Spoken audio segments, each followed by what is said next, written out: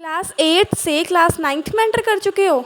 ये गलतियाँ भूल कर भी मत करना, वरना तुम्हारी क्लास 9th जो कभी बेस्ट होने वाली थी वर्स्ट हो जाएगी। तो आज के इस वीडियो में हम बात करेंगे कुछ उन गलतियों के बारे में जो तुम्हें अपनी क्लास 9th या 10th में बिल्कुल भी नहीं करनी। और अगर तुम मानते हो 9th क्लास तुम्हारी ईजी होगी या फिर 10th क्लास, तो फटाफट से कमेंट करो yes class 9th will be easier या फिर class 10th will be easier. तो आज आपको स्क्रीन को देखकर पता चल ही गया होगा कि हम किस टॉपिक पर बात करने वाले हैं। तो वीडियो में टाइम वेस्ट ना करते हुए मैं आपको सीधा बताती हूँ, जो आपका फर्स्ट पॉइंट है डिफ़िकल्टी लेवल, इसका मतलब है माइंडसेट। हमारा पहला पॉइंट है माइंडसेट। ये क्लास 9 के लिए बहुत इम्पोर्टेंट होता है, क्योंकि एक यही पॉइंट है, यही आपके लाइफ का टर्निंग पॉइंट बन जाता है, जो ब्रिलियंट स्टूडेंट्स को डल और डल स्टूडेंट्स को ब्रिलियंट बना देता है। तो माइंडसेट में सबसे कॉमन जो मिस्टेक आप सब करते हैं वो है रट्टा मारना, जो कि आपको कभी करना ही नहीं चाहिए, लेकिन सभी करते हैं। देखो, जब तक आपको कॉन्सेप्ट नहीं ना क्लियर होता, अपनी टीचर का दिमाग खा जाओ, लेकिन कॉन्सेप्ट क्लियर करो अपना, और अपना एक स्टडी प्लान भी बनाया करो, जिससे आपको पता चलता रहे कि आपको आज के दिन क्या क्या करना है। ठीक है, और अपने कॉन्सेप्ट को हमेशा क्लियर करना है, कभी भी ऐसे नहीं छोड़ देना। तो अब हम बात करते हैं टाइम मैनेजमेंट की। टाइम मैनेजमेंट का मतलब टाइम टेबल नहीं होता, इसका मतलब होता है कि हम अपने टाइम को कैसे मैनेज करें, वेस्ट होने से कैसे बचाएं। तो हमारा फर्स्ट पॉइंट इधर आपको मिल रहा है, फॉलो लेस टीचर्स। इसका मतलब क्या होता है कि हमें ये नहीं करना कि मैं यूट्यूब पे इनसे भी पढ़ लेता हूँ, इनसे भी पढ़ लेता हूँ, उनसे भी पढ़ लेता हूँ, इनकी कोचिंग भी ले लेता हूँ। ऐसा नहीं करना, ये आपकी सबसे बड़ी गलती होती है, जिसको आपको अवॉइड करना है। जितने ज़्यादा टीचर्स होंगे उतना ज़्यादा आप कंफ्यूज होगे, क्योंकि हर टीचर का पढ़ाने का अपना अलग मेथड होता है। हर टीचर अपने तरीके से पढ़ाता है, आपको अपने तरीके से हर चीज़ बताता है, जिससे आप अलग अलग टीचर से अगर पढ़ोगे तो कंफ्यूज हो सकते हो। तो अभी हमारा सेकंड पॉइंट है डोंट कंपेयर। इसका मतलब है कि हमें कभी भी अपनी स्टडीज़ को कंपेयर नहीं करना कि मेरा फ्रेंड तो सेकंड बुक से रिवीजन कर रहा है, थर्ड बुक से रिवीजन कर रहा है, क्या पता उसने अभी तक एनसीईआरटी खोल के भी ना देखी हो। तो इससे अगर मतलब मैं आपको मेन पॉइंट, इसका मेन मोटिव बताऊं पॉइंट का, तो मतलब है कि हमें एनसीईआरटी हमारी मेन होती है, मैक्सिमम एग्ज़ाम एनसीईआरटी से बन के आता है। तो हमें कभी भी एनसीईआरटी को प्रोक्रास्टिनेट नहीं करना चाहिए कि मैं पहले ये वाली बुक कर लेता हूँ, इसमें ज़्यादा डिफ़िकल्ट सम्स हैं, ये ज़रूर आएंगे। नहीं, एनसीईआरटी जब तक आपको सारी नहीं आ जाती तब तक आप सेकेंड या थर्ड बुक की तरफ मूव ऑन ना करें, क्योंकि एनसीईआरटी इज़ मोस्ट इम्पॉर्टेंट। अब हमारा थर्ड पॉइंट है एनसीईआरटी हैक। ये वही है सेम जो मैंने आपको पहले बताया कि एनसीईआरटी मोस्ट इम्पॉर्टेंट होती है। एनसीईआरटी हैक में अब मेन चीज़, क्योंकि एज इट इज़ तो नहीं होगा ये point of course, NCERT hack में क्या होता है, आप जो भी सब्जेक्ट पढ़ रहे हो, एसएसटी, साइंस, इंग्लिश, कोई भी सब्जेक्ट, उसमें ना अपने पास कोई हाइलाइटर, कोई पेंसिल, पेन कुछ ज़रूर रखना। साथ के साथ पढ़ते जा रहे हो, जो जो इम्पोर्टेंट लग रहा है अंडरलाइन करते जाओ। अंडरलाइन करने से क्या होगा, जब तुम उसको दोबारा से रिपीट करोगे, रिवीजन करोगे, ऑफ कोर्स क्योंकि रिवीजन बहुत इंपॉर्टेंट होती है तो वो करनी ही पड़ेगी तुम्हें। ठीक है, जब भी तुम रिवीजन करोगे तो तुम्हें सारा चैप्टर नहीं पढ़ना पड़ेगा, तुम्हें अपनी जो अंडरलाइन तुमने किया है सिर्फ वही पढ़ना पड़ेगा। और अपने साथ ना एक नोटबुक भी रखना, जो जो तुम पढ़ रहे हो, जो जो अंडरलाइन कर रहे हो, उसे अपनी लैंग्वेज में लिखना है, जो तुम्हें उस पैराग्राफ से समझ आया। अब देखो, नोटबुक रखने का क्या है कि जैसे तुमने एक पैराग्राफ पढ़ा, उसके बाद उस पैराग्राफ का क्या कंक्लूजन निकला, तुम्हें उस पूरे पैराग्राफ में तुमने क्या पढ़ा, क्या समझ आया, उसे एक वेब चार्ट के वे में लिखना है, समझना है। ठीक है, तो अब हम बात करते हैं हाउ टू स्टडी, पढ़ना कैसे है। देखो, पढ़ना कोई बहुत पहाड़ नहीं तोड़ना हमने, बस पढ़ना ही है। इसके लिए आपको क्या करना है, सबसे पहले अपना टीचर सेलेक्ट करना है।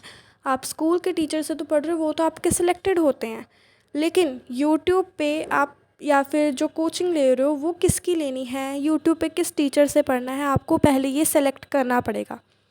ठीक है, उसके बाद आप उनकी वन शॉट वीडियोज़ देखिए, उससे भी आपको चैप्टर का ओवरव्यू मिल जाता है, एक मतलब कंक्लूजन टाइप मिल जाता है, ठीक है। उसके बाद आपको क्या करना है, एनसीईआरटी करनी है, जो मैंने आपको पीछे बताया बस उसी तरह करना है। और एनसीईआरटी के क्वेश्चंस मोस्ट इम्पॉर्टेंट होते हैं, उनको आपको अच्छे से सॉल्व करना है, बार बार प्रैक्टिस करनी है, अच्छे से समझना है। उसके बाद आ जाते हैं सम एक्स्ट्रा क्वेश्चंस। आपको कुछ एक्स्ट्रा क्वेश्चंस की भी प्रैक्टिस करनी है, जैसे कि अलग अलग बुक्स, जो प्रैक्टिस बुक्स आती हैं मार्केट में, उनसे भी प्रैक्टिस करनी है। और प्लस स्कूल टेस्ट, जो कि मोस्ट इम्पोर्टेंट हैं, जिनसे आपको पता चलता है कि आप कहाँ पर स्टैंड करते हो, आपकी रिवीजन कितनी को हो चुकी है, ठीक है। क्योंकि कुछ बच्चों को क्या होता है कि हाँ मैंने तो एक बार चैप्टर पढ़ लिया, हो जाएगा, लेकिन स्कूल टेस्ट में क्या होता है, अच्छे मार्क्स नहीं आते। क्यों? क्योंकि उन्होंने अच्छे से प्रैक्टिस नहीं की होती। तो स्कूल टेस्ट आपको ये रियलिटी चेक देते हैं। तो नेक्स्ट हम समझेंगे स्मार्ट स्टडी के बारे में। इसका फर्स्ट पॉइंट है आपका डोंट काउंट आवर्स, जिसका मतलब है कि आपको ये नहीं देखना कि हम 2 घंटे पढ़ रहे हैं, हम 3 घंटे पढ़ रहे हैं, हम 6 घंटे पढ़ रहे हैं। आपको ये देखना है कि आप कितने फोकस से पढ़ रहे हो, ठीक है। मतलब आपको ये देखना है कि जितनी भी आप पढ़ाई कर रहे हो वो आपके दिमाग में जा रही है या फिर ऊपर से जा रही है, ठीक है। तो हमारा नेक्स्ट पॉइंट है सेट टारगेट, जिसका मतलब है कि आपको टारगेट सेट करना है। मतलब आपको एक टू डू लिस्ट बना लेनी है, जिसमें आप लिखोगे फॉर एग्जांपल आज मुझे साइंस का चैप्टर नंबर 1 करना है, मैथ्स के इस चैप्टर की एक्सरसाइज नंबर 1 और 2 करनी है, और एसएसटी में मुझे ये करना है, हिंदी में मुझे ये करना है। इस तरह से आपको अपने टारगेट सेट करने हैं। और यही बात, वही डोंट काउंट आवर्स, वही वाली बात आ गई कि मतलब ये जो आपके टारगेट हैं, ये आपको टाइम देख के नहीं कंप्लीट करने, फोकस दे के कंप्लीट करने हैं कि आप कितने फोकस से कर रहे हो, ठीक है। उसके बाद हमारा आता है थर्ड पॉइंट, जिसका है सब्जेक्ट वाइज स्ट्रेटजी। तो इसमें मैं आपको अपनी स्ट्रेटजी बताती हूँ। मैं क्या करती थी, मुश्किल सब्जेक्ट पहले और ईजी सब्जेक्ट्स बाद में। मतलब कि जैसे कई लोगों को मैथ्स बहुत मुश्किल लगता है, तो वो मैथ्स को पहले करें, और उनके जो इजी सब्जेक्ट है हिंदी, पंजाबी या फिर कोई भी, उसको बाद में करें। तो अब आते हैं वीक सब्जेक्ट्स पे, जैसे मैथ्स, साइंस, एसएसटी। ये मोस्ट प्रोबेबली ये सब्जेक्ट्स स्टूडेंट्स के वीक होते हैं। इसमें आप क्या कर सकते हैं कि लिख लिख कर प्रैक्टिस करें, ठीक है। जो भी आपका वीक सब्जेक्ट है, जैसे इजी सब्जेक्ट का तो क्या है, आप उसको अगर एक दिन लीव कर दोगे तो आपका नुकसान नहीं होगा। लेकिन अगर आप अपने वीक सब्जेक्ट को लीव करोगे ना एक भी दिन, तो आपका नुकसान डेफिनेटली होगा, क्योंकि एक तो वो सब्जेक्ट आपका पहले ही वीक है, दूसरा आप उसको लीव कर रहे हो, प्रोक्रास्टिनेट कर रहे हो, उससे वो आपका सब्जेक्ट और भी वीक हो जाता है, क्योंकि हर चीज़ को डेली प्रैक्टिस चाहिए होती है।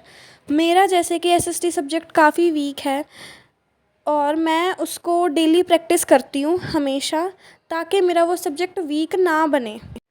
तो इसी तरह आप अपने वीक सब्जेक्ट्स की डेली प्रैक्टिस करें, उनके रिलेटेड क्वेश्चन आंसर्स करें, और डेली ना अपने छोटे छोटे टेस्ट लेते जाओ, ताकि आपको पता चलता जाए कि हाँ ये काम हो गया, ये काम हो गया।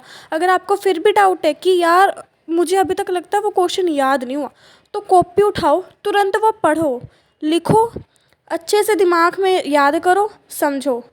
So last but not the least, next है बैकलॉग।